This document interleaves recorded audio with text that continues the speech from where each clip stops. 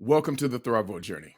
We're a new podcast dedicated to empowering entrepreneurs to uncover and embrace their purpose here on earth. As multifaceted human beings, we strive to navigate our financial, mental, physical, and spiritual well-being. And that's what this podcast is all about. We're here to inspire, uplift, and equip you with the tools to thrive on your journey to greatness. All we ask in return is your support. 1, subscribe to our YouTube channel, or 2, download the podcast from your favorite platform. Your engagement, it helps us grow and attract incredible guests who will enrich your life with valuable insights and wisdom. Now, in turn, we promise to keep bringing you content that enlivens, edifies, and elevates your journey, not just as an entrepreneur, but as a human being. And with that, I want to thank you for being a part of the Thrivewell Journey. Seen anyone run for president, and I've been watching the presidency since John F. Kennedy. I never saw anyone do what they said they were going to do. Mm-hmm. So they have no commitment to the future. And so I learned honesty is about the past, integrity is about the future.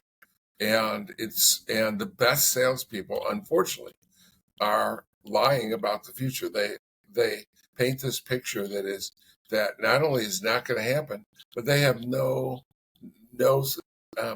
likelihood of or commitment to make it. So you have to be driven to achieve more than common things, average things. And growth and change is uncomfortable. Mm-hmm. You have to be willing to be uncomfortable. If you're going to win, you have to do things that others don't, and things that are difficult for you and your personality. Yeah.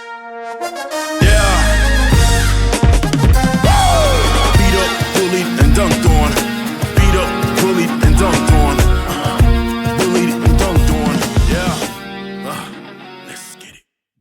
Welcome to another episode of the Thrivewell Journey podcast. We've got an incredible guest today, John Hewitt. If his name rings a bell, it's for good reason. John Hewitt is a renowned American entrepreneur whose innovative ideas and strategic brilliance have left a lasting impact on the business world. He's best known for founding 2 of the largest tax preparation companies in the U.S., Jackson Hewitt and Liberty Tax Services, both of which rank among the top 100 largest retail organizations in North America. Now, if you're still wondering why you should tune in, let me give you some more reasons.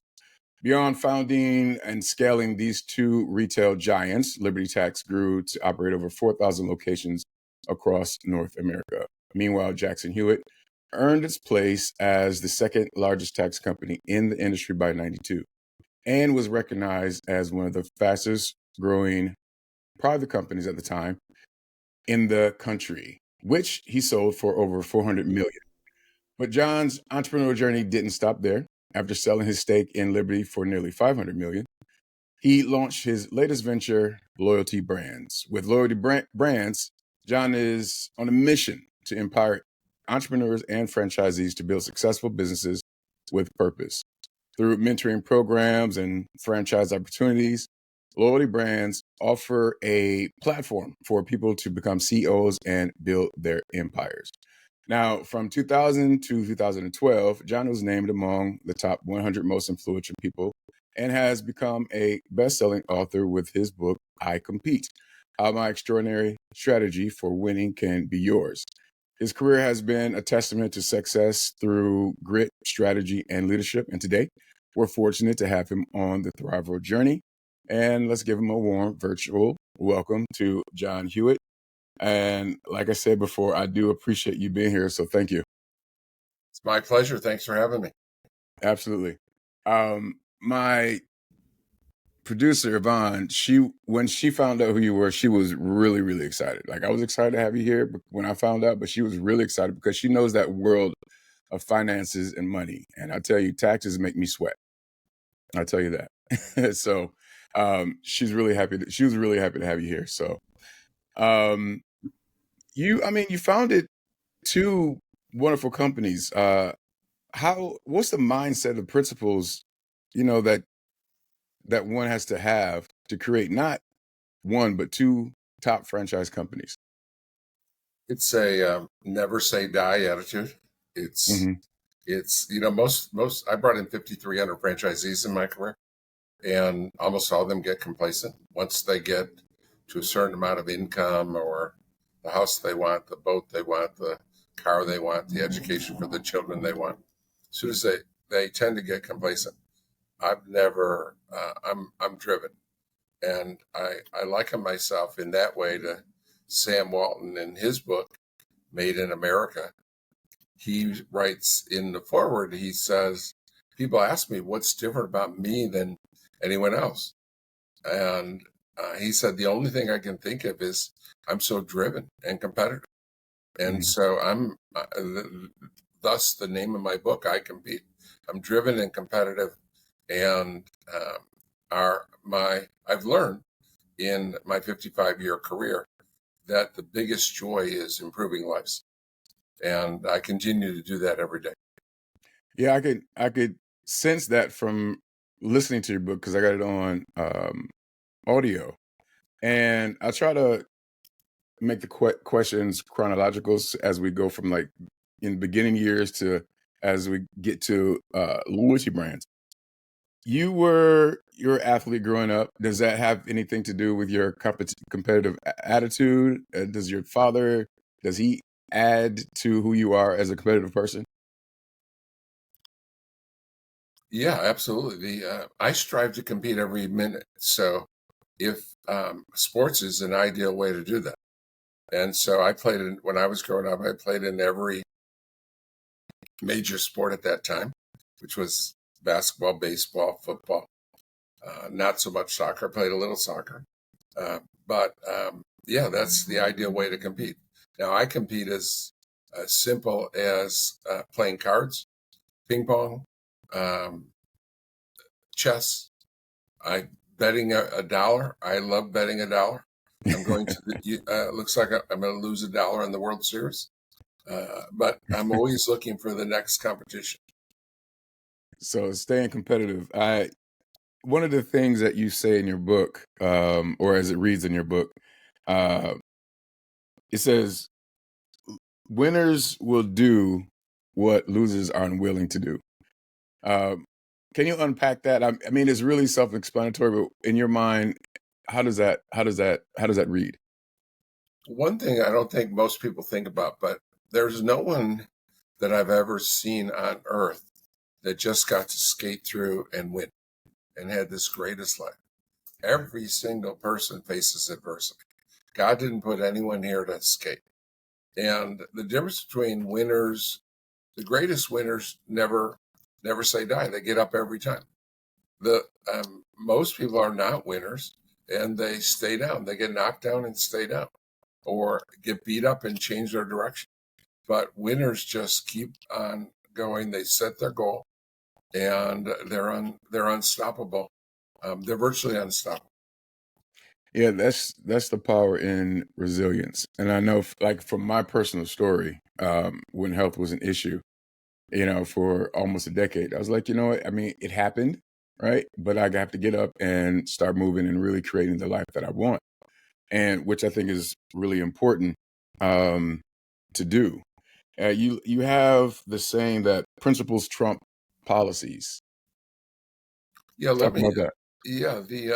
first of all, let me start with a bit of a story about principles, and that is that I was sitting in church 30 years ago, and the minister said, every one of us sins every day. And my first thought was, wow, I get that I do, but he's admitting that he does. And it didn't occur to me till months later that we have in my companies, I was with John Hewitt at the time, we had, just like there were 10 commandments, that we had 10 principles. And I said, it dawned on me, I had an epiphany that if we're not going to listen to God's principles, his commandments, we're not going to listen to John Hewitt's. And so I said, we have to do a better job of explaining and emphasizing and adhering to our principles. And people set up all these silly policies that are just policies, and they're made to be broken. One of the biggest, a simple example that I think is clearly understandable is I let my CFO make a rule that our franchisees could only talk to his accounting staff from 2 to 4 each day. And a call comes through at 4:15, and an accounting clerk, accounts payable clerk, says it's a franchisee, and she goes, "Oh, I can't talk to you. It's after 4 o'clock," and she hangs up the phone on the franchisee, and because of the policy, the principle is happy, successful franchisees, and that's who's going to be happy, and who's going to be happy with that policy or that happening. So we wrote her up. We had these mission moments, these paths that listed all the principles on a sheet of paper, and you tear them off and give them to people. If they adhered to the principle, and then you would give it to them, and if you violate it, you would give it their name, and people put them up on their walls. It was you walked around the office and you would see these mission moments up on people's walls. They were the ones that they did well. They were joyful in that, and some of them even put up the negative ones like that in there as a learning lesson. Mm-hmm. But yeah, you can't let silly policies get in the way of doing the right thing. Doing the right thing. And that kind of takes me back to before you were Jackson Hewitt, you were at H&R Block, right? Correct. And there was a story where there was a CEO that didn't really have integrity. Can you share that story? Well, I learned a valuable lesson from this CEO based on honesty versus integrity. I had never put any thought into it, and then I saw this CEO, greatest salesman ever, almost the greatest salesman ever, and he would paint a picture of the future. This is this rosy future that's going to happen, but he never had any commitment to it. He didn't even believe his own words. It's sort of like a politician. And I've never seen anyone run for president. And I've been watching the presidency since John F. Kennedy. I never saw anyone do what they said they were going to do. So they have no commitment to the future. And so I learned honesty is about the past, integrity is about the future. And the best salespeople, unfortunately, are lying about the future. They paint this picture that not only is not going to happen, but they have no likelihood of or commitment to make it happen. Yeah, like integrity is really honoring your word. And if you have a word to create the future that you want, and whatever it may be, it's like if you don't stick with who you are as your word, then that future will never come to fruition. And 95% of the people I've met do not have integrity. Yeah. And for people who are really trying to start a business or become entrepreneur, that's one of the lessons I believe that they should know and learn, like beyond anything else, is be integrity and be honest and honor your word as yourself. Yeah, it used to be back 100 years ago or 50 years ago, you used to be able to make handshake deals with people. Boy, you can't do that anymore. Right. It's a whole different world now. It is. You actually, when you started with in the tax world, you're talking about people who did taxes on paper, pen or pencil and paper, and you switched the whole game because you and your father created basically a system on the computer. How did that come about? Yeah, you're not anywhere near old enough to remember a world without computers, but A little bit. I was born in 1977, so okay, well, that was about the day my dad bought one of the first Apple computers. And Ah, there weren't even 500,000 in the country. And there was no such thing as desktops or right. the mainframe that ran his public company. He was the CFO of a public company, was as big as a room. And it literally had bells and whistles.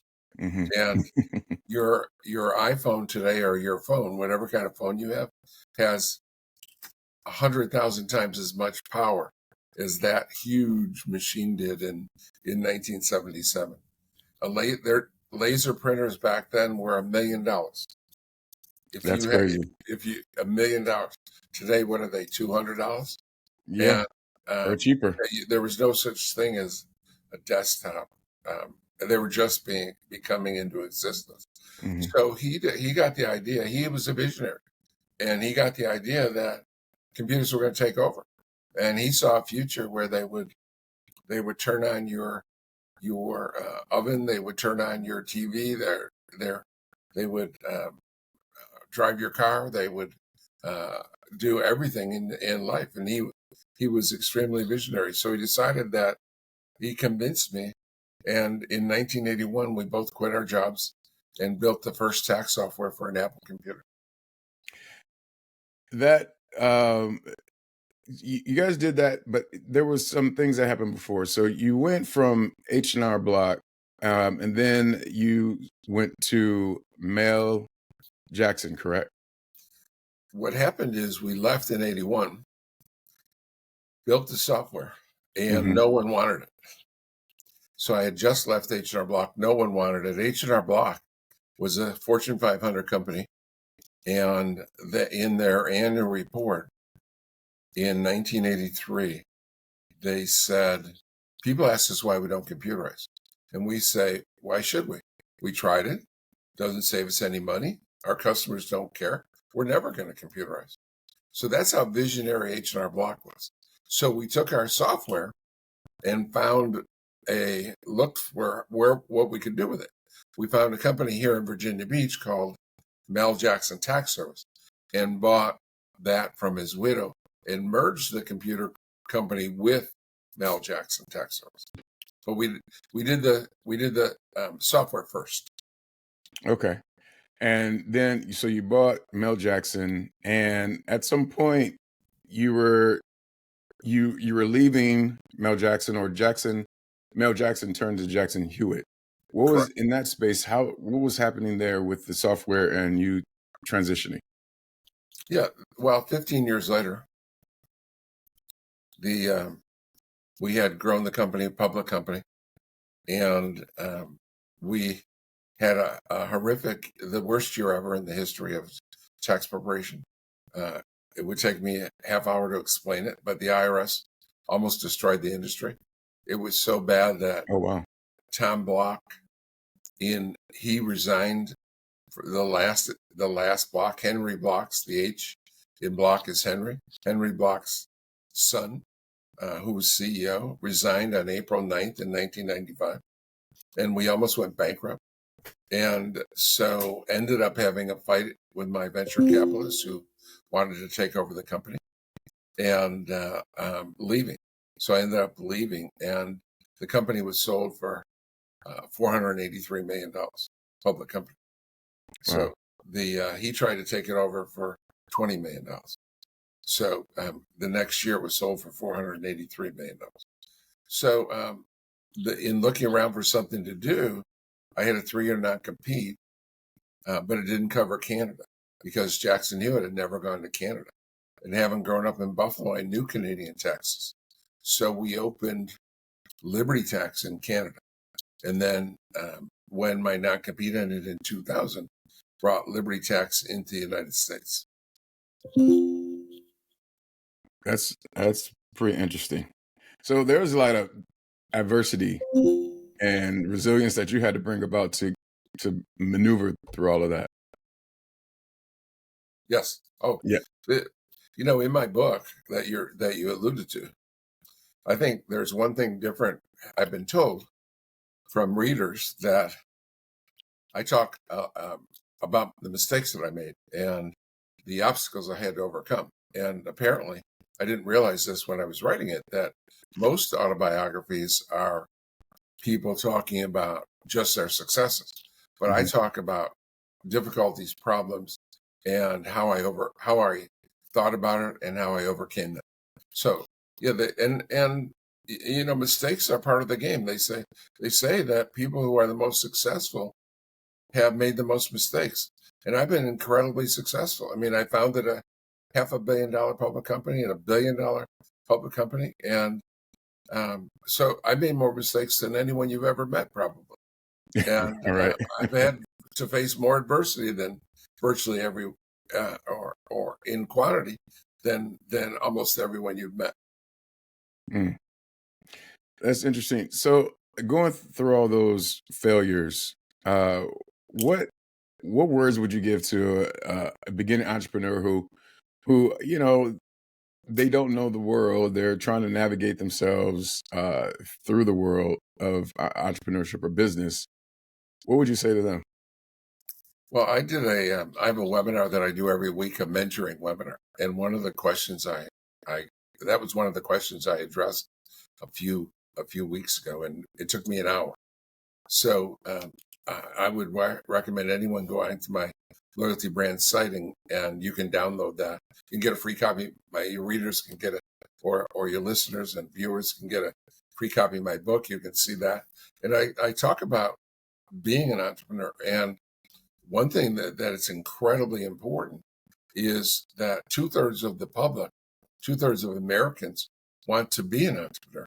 But in bringing in 5,300 of them, I learned that a third of them can't be an entrepreneur. They don't have the risk taking or the financial acumen or the get up and go, the drive. They don't have, and they don't have, which is the most important thing we talked about earlier, they don't have perseverance. So I talk about things to consider before you make that leap. You burn your bridges and leap into being an entrepreneur. That it's not for everyone. Yes, it's definitely not for everyone. How do you connect with over 5,300 people as franchisees? That's I'm a very hands-on CEO, and you do it by national communication. So what I learned is that, and one of the difficulties of being a founder, CEO of a huge organization with 4,000 locations, that when I give an instruction, it gets to the next level, and not even all of them get it right. And then you have to go to another level, and then another level, and the franchisees, it's so distorted by the time it's widespread. So you have to have a national message. So not only do we have a national newsletter, so made sure that everyone got it, but during the tax season, we had over 50 calls, national calls. And I'm on calls with making sure that people understand my vision, because I'm the most experienced person ever in this industry. As I said, there hasn't been a Block family member with them since 1995.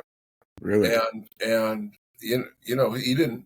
That neither Henry Block or the father or the son had even 30 years of experience. I have 55 years, and I have 12 years with Block, 15 years with Jackson Hewitt, 20 years with Liberty, and now 5 years with ATAX. So I'm the most experienced person ever. I want you to hear it from the horse's mouth. This is the system, and this is what you need to do, because my job and our job is to give you the best system in the industry, but it can't be diluted as you pass it down. People put their own twist and bias on the policies that and procedures. So you have to be careful that you have a message that is disseminated properly to everyone in the organization. That kind of connects with what you say in the book, which is you talk about communication. which is essential. And people hear, but not necessarily want to give the knowledge that they have. And this is what it seems like what you're doing now, because you really don't have to, like, be on a podcast and think, or even have to work, it seems like. Uh, why do you continue to do what you do for entrepreneurs or even for yourself? So you sort of asked me two questions there. One is about communication and why Yep. the other is why I keep going. Yep. So let me talk about communication, that you can't ever solve communication. I mean, no matter what, if you've ever played the telephone game and told someone a story and they told a story and they told something, it's so convoluted by the time it ends up. Gets distorted. You can never have you can never have 100% accurate communication, no matter what. And even if people heard you clearly, they think maybe there's some innuendo in it, or something I missed, or he really meant this. So it's a constant challenge. And so what we're committed is just to improve it, that we try to get better and better at communication, knowing we can never solve it. As far as what keeps me going, when I was a kid, when I was in high school, I was cocky and I was poor. I knew I was going to get rich somehow. I didn't know how. I didn't know what I wanted to be until I took an H&R Block course when I was in college and fell in love with the tax industry. I didn't know how I was going to get there. I thought I'd just retire. I was naive and immature, and I'll just retire. I'll make a few $1 million and retire. And then I realized, well, what I do, there's nothing fun. There's nothing fun that I enjoy better than helping people. And our mission statement is very, very simple. It's having fun, improving lives. There's nothing more joyful in this world than improving lives. And I couldn't go fishing or golfing or I'm a chess player and a bridge player and play cards or do any. There's nothing more rewarding and more fun. The journey is the joy. I'm here to improve lives. Yeah. And that's my view of podcasts. That's my view of franchising is to improve lives. What's up, Thrivewell Journey listeners and watchers? Look, if you're someone with big dreams of entrepreneurship but need a flexible way to earn income while building your business, let me tell you about the Orions Group. Through our partnership with Arise Virtual Solutions, you can become a customer support professional, aka CSP, and start earning from home on your own terms. Arise offers a streamlined certification process, getting you trained and ready to work with well-known brands all across America. You can set your own hours, choose the clients you want to work with, and create a work-life balance that fits your entrepreneurial goals. The best part, you don't have to choose between your side gig and your business dreams. Being a CSP with the Orions Group means you can bring in extra income while have the flexibility to focus on growing your own venture, much like I did. Whether you're looking to supplement your income or need a bridge while building your empire, this is the opportunity for you. You interested? If so, head over to www.theorionsgroup.com to learn more about becoming a CSP with the Orions Group. Look here. Support your entrepreneurial journey while supporting the Thrivewell Journey podcast at the same time. All right, one more time, www.theorionsgroup.com. All right, we're done with the spot. Let's get back to the podcast. Improve lives. There's, how do you connect your purpose with being in business? Yeah. My favorite story in the Bible is the talent story. And where, without going into the story, it emphasizes that God wants you to use your talents, and he gives you all these talents, and he wants you to use those talents. And we all have different talents. When I first would sit in church for the first 30 years of my life, it almost sounded like they wanted all of us to be preachers and go and preach the gospel. And then I realized that, no, we can't all be preachers. We can't all be firefighters or policemen or teachers, or we all have a purpose. And God wants you to use your talents to the fullest. And my talents are business. I've created, as I said, I brought in 5,300 franchisees and created 1,000 millionaires. And they had hundreds of thousands of employees and thousands of children and grandchildren. So I've changed hundreds of thousands of people's lives in a positive way. Well, that's the overarching theme of this podcast, is really about purpose. And you can find your purpose in many different ways, and we talk about the well-being of, your physical well-being, your spiritual well-being, your mental health well-being, and your financial well-being. And you've created, from my research, you've created over 800 millionaires. Is that correct? In the book, it was 800, but that was published 10 years ago. So Years now it's ago, over right? 1,000. How many? Over 1,000. Over 1,000. Well, it seems like it's good to be connected with you, especially in business. I have thousands of people references. Thousands of references. Well, that's a good thing for, when people are trying to create their own empire. It's really important that you're living your purpose, because again, like I say, that you don't have to, continue to do this, but part of this is you fulfilling your purpose, right? Yeah, I don't think badly of people that retire or go relax somewhere, but that's not for me. I could never do that. Yeah, they have to kill me to stop me. They got to stop you. Kill me. They have to kill me to stop. Yeah, you sound like my dad. My dad was forever going. He's older now. He's like 85. So he's relaxed now. He's good to go. He's moving at his own pace. So, but he had to stop himself, especially at that age. So you went from, H&R Block to, then it was Mel Jackson to Jackson Hewitt and Liberty Tax Services, but you moved on to create loyalty brands. Can you talk about that a little bit?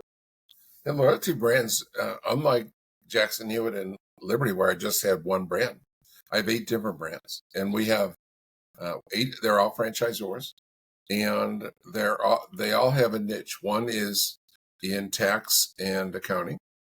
One is in construction, led by our roofing division, and then the fastest growing is pets, led by our mobile grooming service called Zoom and Grooming. So we have 3 different focuses and 8 different companies that are in each of those niches. Now, let's talk about franchising a little bit. How would somebody? Okay, let's kind of be real here. There's people that want to be franchisors or entrepreneurs, right? They don't have the money to get into franchising or be a franchisee. How does one circumnavigate that, or not even that circumnavigate, but really start to create a real possibility for themselves to become someone who is interested in entrepreneurship and be a franchisee? Yeah, as I said, I have a hour on whether you should be self-employed, period. But I also did another hour on whether you should be a franchisee, or the 30 reasons you should be a franchisee versus a mom and pop. And so that's available too on my website. So that's an hour presentation.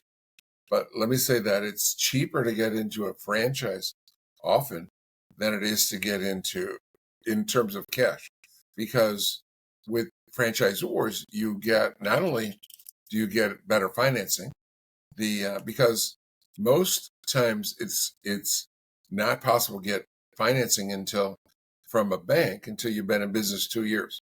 Well, with a franchisor, if you join us, then you can get financing from day one. Not only from the banks or the Small Business Administration, but sometimes we will lend you money ourselves. What I found is that to be successful in business, you need 2 things. You need a management entrepreneurial skill, and you need money. And it's a lot easier for me to find money than it is to find great people.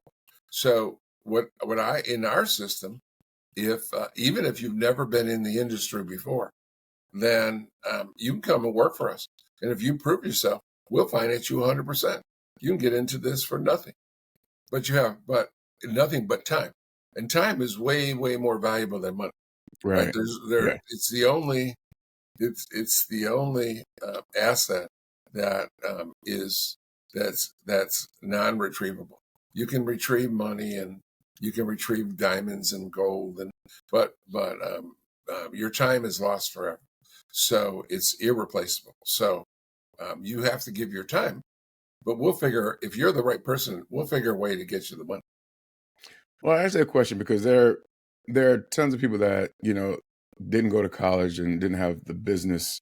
They didn't go to business school but they may have a business acumen. And there's a difference there, the learning the theory in school, but actually having the experience in the world to really drive a business and be an entrepreneur. And you offer that. Exactly. And there's no school in this country that teaches you to be an entrepreneur, that teaches you to be a CEO. So all of my experience and success in being a CEO came from the school of hard knocks. The beauty is that's the training we give you as a franchisee. We teach you to be entrepreneurial if you haven't experienced it. And we also teach you to be CEO of your business. And an MBA or a business degree does not teach you how to win in the arena, how to win in the real life. So we teach you that. We give you the ins and outs of that. What are some of those tools can you drop a couple of tools that someone would need in order to be successful in that world? Well, you have to have attitude. Attitude is critical. Tom Watson Sr., the founder of IBM, said, give me 100 people with great attitude or 100 great engineers. I'll take the people with attitude, because you can teach engineer. You can't teach attitude. So attitude is critical. You have to have a ability to delegate, and delegation is so common. It's a disease that even today there are 35 million businesses in the country, and probably 30 of them are poor delegators. So you can learn, although you can learn delegation, you can't learn attitude. The attitude comes from within. So attitude, delegation, drive, and part of drive is setting big, hairy, audacious goals. When I started Jackson Hewitt, we bought Mel Jackson. They had 6 locations. H&R Block had 9,000.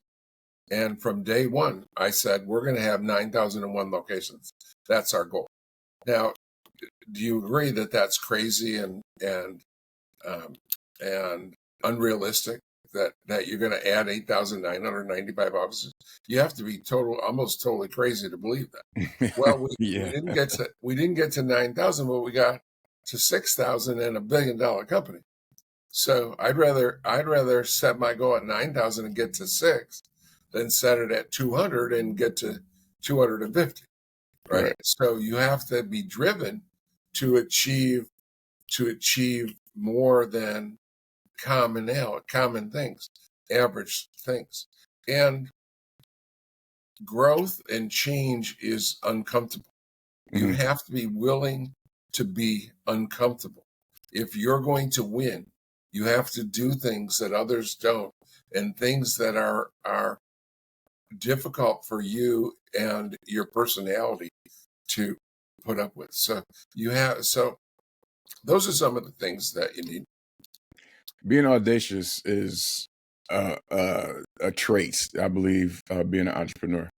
And one of the things that you say is, if you do what you've always done, you'll get what you always got.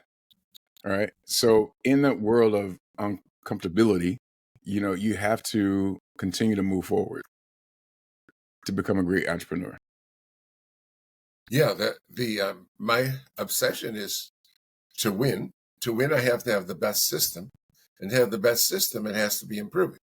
So you can't, if you're not improving, one of the greatest sayings I ever heard is, if you're not improving, your competitor is catching you. So you always have to be committed. You have to be committed to improvement. And unfortunately or fortunately, improvement requires change. And again, unfortunately for most people, that's uncomfortable. People don't like to change. Everyone I know tells me they want to improve, but everyone I know virtually says, "Oh, but I don't ask me to change anything. Don't ask me to get up an hour earlier or do this or do that." I mean, everyone says they want to improve, but no one wants to go through the pain of change. Yeah, there's a true like internal struggle and pain when it comes to going from one level to the next. So we as people, as human beings, we're comfortable in one space, but we want to get to that next place where maybe we see a millionaire, a multimillionaire, a billionaire. They're at, but we're not willing to do the work. We see it, but to do the work means change, and with change comes just uncomfortability within yourself, and it's really being able to conquer that from moment to moment, right? Yeah, there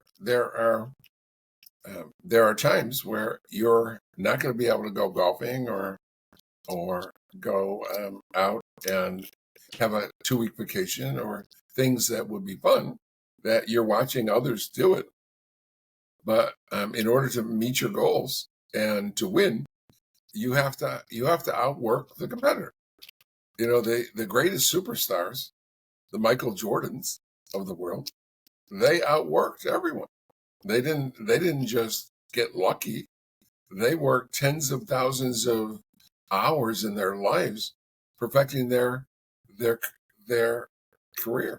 And it's hard work that wins, and preparation, not the actual event. It's the preparation for the event that Yeah. Yeah, I totally agree with that. Um, the experiences that you've had throughout your time, what has those experiences taught you, and what could you share about those experiences right now? Well, it's taught me everything. So I could go on for days and days about Yeah, I know. that. So, but one of the lessons I learned is that a couple things about you as a successful, if you're going to be wildly successful, and I think you have to agree with, I've been incredibly blessed with success, and it starts with God-given talent, God-given opportunity and talent. And then you have to seize that. And one thing to be careful of is that in your life, everyone will try to bring you back to normal. They'll try to bring you back to their level. No one likes, I mean, in a way, they like to see you succeed, in a way, but they're jealous, and that makes them look bad. So if someone in a factory is outperforming everyone else, he's hated by everyone else because that makes them all look bad. So they say, "Man, you're working too hard. You're doing this, you're doing that, and you got to take it easy." Everyone in your life will try to make you normal and average and fit in with the herd. So it takes you have to be a maverick to be great. You have to be an uncomfortable, and you never try to please everyone. My favorite Shakespeare is, "This above all, to thine own self be true." Be true. You have to do what's best. You're going to never make everyone happy. And that is a curse, trying to make everyone happy. You could never come up with something that would make everyone happy. So the example I use is when I had 2,000 franchisees at my peak, existing franchisees at Liberty. If I said, "Well, I'm going to send you all $10,000. Now, how could anyone complain about that? Well, what would happen is the guy that's the biggest franchisee, that's doing $20 million of revenue and paying royalties of $2.5 million to the company, he says, You got new people that are only paying royalties of $5,000. I'm paying you $2.5 million. Yeah. If you give them 10,000, you should be giving me 10 million. And so he'd complain. And then you have the people that are only paying 5,000 that aren't making money yet, or they're breaking even, or they're only making, this guy's making 20 million. He's making $6 million profit a year, putting $6 million in the bank. They're making 60 cents a year. And they say, he doesn't need the money. You should give me more part of his $10,000. So you could never do anything to make everyone happy. And you have to stay away from listening to the masses. Rich Dad, Poor Dad, he said that 90% of people in life will give you advice. He said, but only 5% are wealthy. So why you listen? Why are you listening? Right. That is pretty great to be said, because there are people, well, first of all, as you're raising in the ranks of your life, or whatever that looks like, you have to surround yourself with people who are doing the things that you're doing, or even greater, because that circle will inform you of who you're being, right? And as you're growing, like, there's certain people that you have to kind of let go. And that's that attitude of growth. Absolutely. I have three friends that I've had for over 50 years, and but only 3. Mm-hmm. And so I don't have anyone from high school. That I met them all in college, but I don't have friends that I've known for 40 years, or 45, or 35, or and my belief is you only get a handful of truly great friends in your life. I've Mm-hmm. never seen anyone you get a lot of acquaintances and a lot of people that claim to be your friend, but when times get tough, there's rubber meets the road. They're not there. Mm-hmm. So we're only given about 5 people in our lives that you can depend on, and so you have to put them on a pedestal. Yeah. Take care of those around you that take care of you. Exactly. Yeah. As far as the advice, right? Do you getting advice from all these other people that are trying to give you advice, but they're not doing the same thing? What would you say to those people? Well, first of all, I kind of laugh when people try to give me advice, especially my own people, that when I've been doing something for 55 years and I hire a new person, Mm-hmm. and they come in and they try to give me advice. Oh, really? That's odd. And I had one person that was trying to give me advice on franchise development, bringing in new franchisees. And the person had never brought in a franchise in their life. And she got really annoyed with me. She said, I felt you were demeaning me when I said, how many franchises have you sold in your life? I brought in 300. How can you come in without any facts, without any experience, and tell me? And throughout that period, for example, at Liberty, out of 4,000 franchisors for 10 straight years, 4,000, we were in the top 10, not 10%, top 10 every year. Mm-hmm. Out of 4,000. I'm the best of the best, right? You can't get any better than that. And this person's coming in with no experience and has a theory. Well, save your theory. And so it's can be aggravating when I get advice from people that don't have the experience I have. And yes, I will say this: there are lots of stuff I'm not good at, and lots of stuff that you can criticize. And but if we're bringing in 250 new franchises a year, which is like incredible numbers. Most people, the average franchisor brings in 5. We bring in 250, right? Mm-hmm. So maybe you could get me to go to, let's say you came up with a piece of advice that could get me to go from 250 to 254. I mean, that's an only 1% improvement, right? Mhm. But learn the basics first. Experience it before you criticize. Yeah. And you talk about that in your book too, like get the fundamentals right. Become a master of the fundamentals. And I think a The lot of team, people yeah, the team that relate. wins the World Series, unfortunately, is not going to be the Yankees, and they're just batting better and pitching better and catching better. And the Yankees lost the first game probably because a guy didn't back up second base, and Mm, it allowed the tying run to go into extra innings to get to third and then score in a sacrifice fly. Now, I mean, backing up second base, I mean, where's the first baseman and the catcher, and where's the people what were they doing? mm. And this is, I mean, it's basics. And the team that wins the Super Bowl, and I'm a Bills fan because I grew up in Buffalo. Hopefully it's the Buffalo Bills, but they're just going to block best and tackle best and catch best and run best. There isn't a Super Bowl won by a trick play.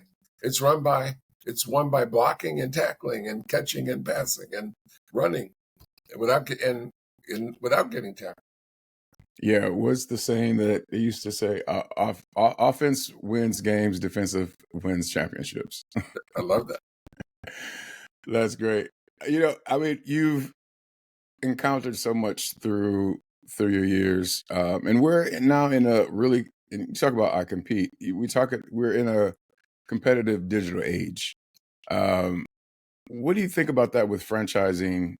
Just in the era that we're in right now. Yeah, I have a whole nother hour on that too. Okay. It's very important because most people that have never been in franchising think of it as a successful style of business, and it is. It can be when you get a Jackson Hewitt, when you get a Zoom and Grumman, when you get a Subway or McDonald's, it can be incredibly successful. But Mhm. 80% of franchisors fail, and Well, really, I so didn't know that. yeah, so most people don't know that. They think, oh, it's automatic, it's easy. Well, Yeah. 80% of the ones that have started in the 21st century have failed. Mm. And that's a long story. It takes me an hour to go through it. But so you got to be really careful. And it comes down to one simple thing that you would think is automatic and every franchisor would know and strive for. And it comes down to creating a system with happy, successful franchisees. And they don't do that. They want a happy, successful franchisor. They want the Mhm. headquarters to be happy. And they don't understand that if the franchisees are happy and successful, you can't stop growing. You're going to grow like wildfire. If they're not, you can't win. And so they set up the system to make sure the franchise has to pay all this money, follow all these rules, and it just chokes them into non-success and causes the franchisor to fail. So That's one. that's my thought on franchising: is be very careful, check to make sure that there are happy, successful franchisees. Yeah, and that's one of the things that you seem to live by, which is you can have all this, the business, and it can possibly grow and make you financially successful, but are you happy? And I think what you talk about is being a happy, successful person. What makes That's the right. difference? What makes the difference? I mean, how do you create that, or how do you have that happy world if in the world of entrepreneurship? It's somewhere. It's a cross between family and team. You treat your franchisee there as a customer, as a partner, as a family member, as a team member. It's a convoluted relationship because they're not employees, and most people that haven't been a operator, a CEO, or a leader in a franchise organization don't understand. It's not like managing employees, Mhm. because employees you have some more control over, and they have to do what you say. Franchisees don't, and by definition, entrepreneurs are more maverick than employees and more independent. And they will talk back to you and they will criticize you and they will do everything you can imagine. It takes a special skill to be able to get the respect of fellow entrepreneurs versus employees. And so again, that's why they fail. They don't realize that it's a different skill set than just being a CEO or a vice president or some other kind of executive in a normal employee type relationship. I understand that. That's good.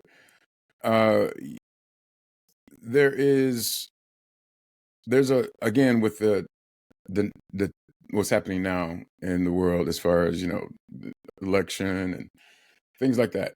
Where do you see business in this new era, 2024 era? I've been disappointed by business in the United States for 60 years, 50 years. Mm. We've gotten so far away from great service. I mean, can you answer this question for me? No one's been able to answer this question for me. I went into a restaurant yesterday and we had a reservation for 6.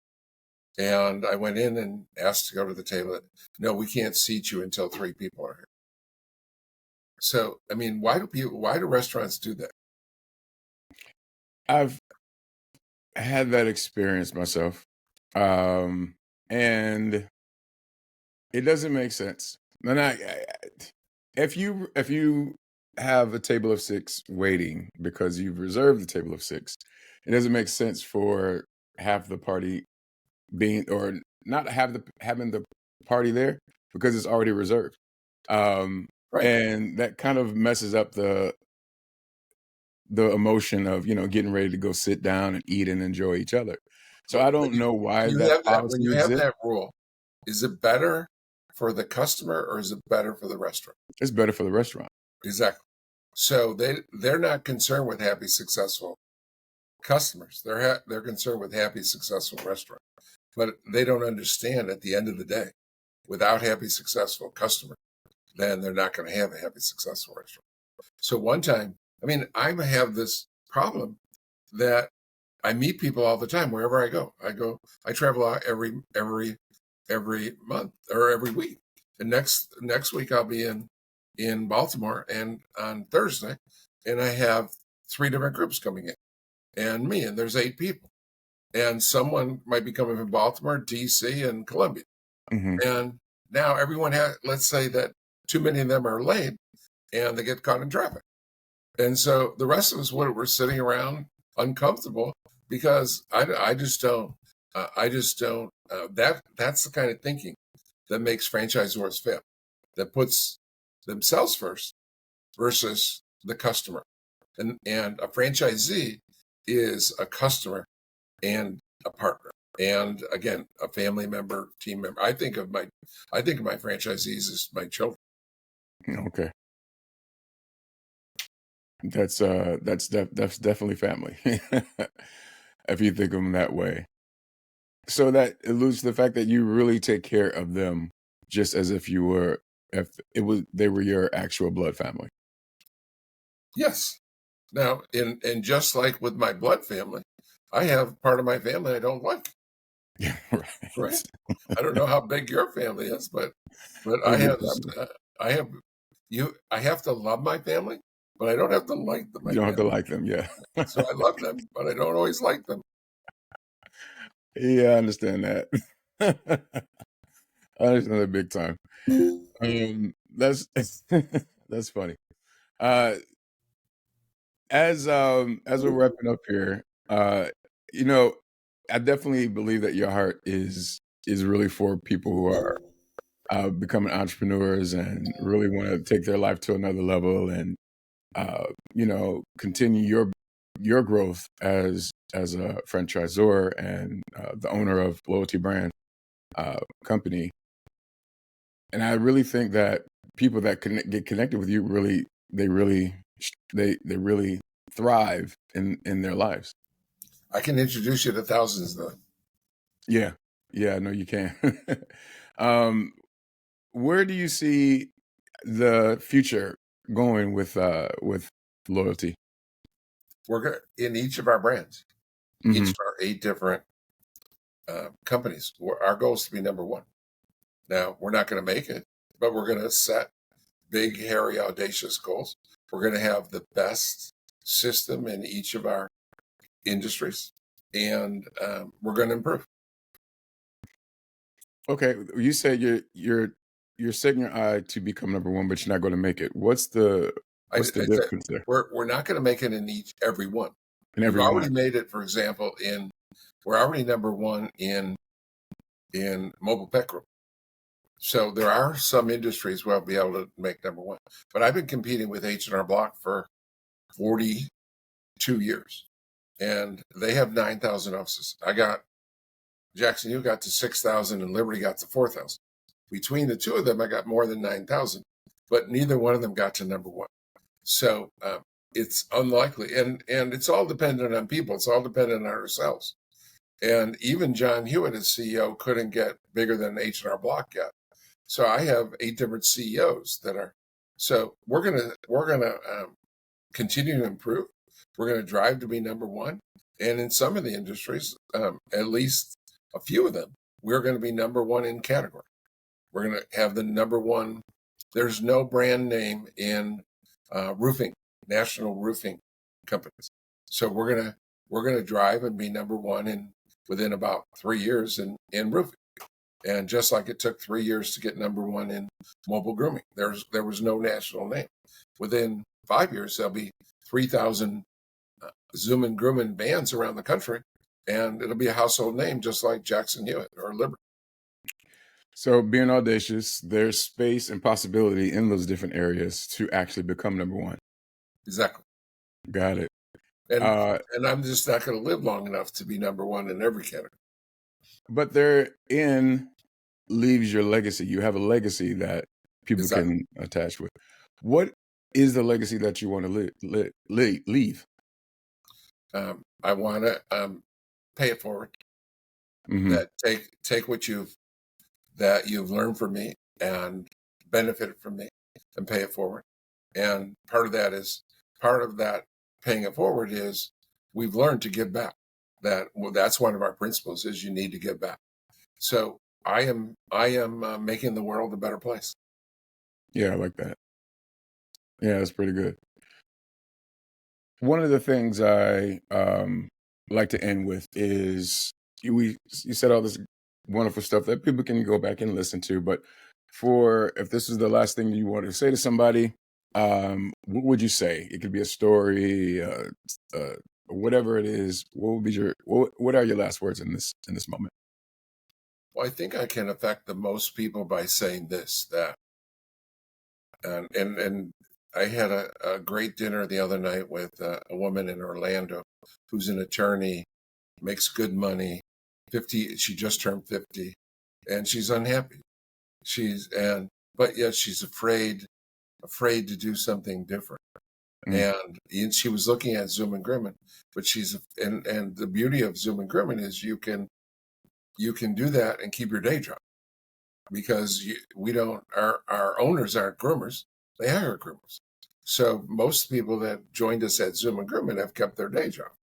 So, but she was timid. She was scared to step out. And boy, life is so short, that it's just so short. And I understand that most Americans go to work and don't look forward to it. And therefore, most Americans believe in the phrase, "Thank God it's Friday." Well, I invented, "Thank God it's Monday." And what I would say to all of you is, on Monday morning, if you're pulling out of your driveway and driving to work, or taking a train or a subway or Uber, if you're not looking forward to where you're going to the wrong place. So find something you love to do. Life is way too short. Live a life of thank God it's Monday. Live a life to say, thank God it's Monday. And one of the things I always talk about within purpose is purpose drives you. It gets you up in the morning and ready to start the day. And John, I appreciate you being here. And for anybody that want to be a franchisee, where can they connect with you? LoyaltyBrands.com. LoyaltyBrands.com.